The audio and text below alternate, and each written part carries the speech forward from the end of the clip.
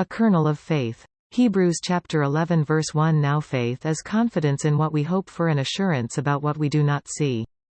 Have you ever wondered, what makes one popcorn kernel pop and another not? If you were to line up 10 kernels of corn in a row, could you tell in advance which of the kernels will pop and which won't? And why can't you place the unpopped kernels back in the popper and let them try again? You know, if at first you don't succeed, try again. Think about it. Well, it makes sense to me, or at least it did, until I learned the secret of popping corn. The secret to perfect popping lies within each kernel. Each kernel of corn either has a droplet of moisture hidden in its inner core or it doesn't.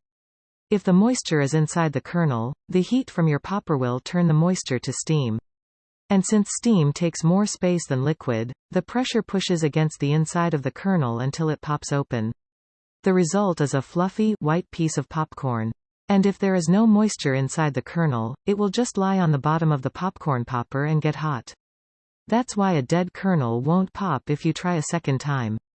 If there was no moisture within the kernel in the first place, there certainly won't be any the second time you heat it. Makes sense, huh?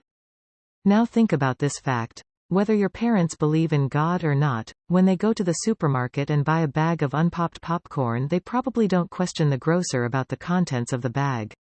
They don't demand proof that the kernels in the bag contain the needed moisture in order to achieve the promised results.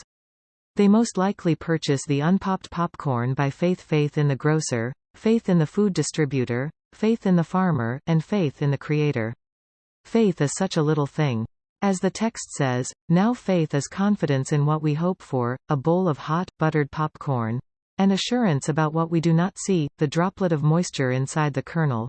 Why is it so easy for people to believe in a kernel of unpopped popcorn and so hard to believe in the Creator who placed the moisture inside the kernel in the first place?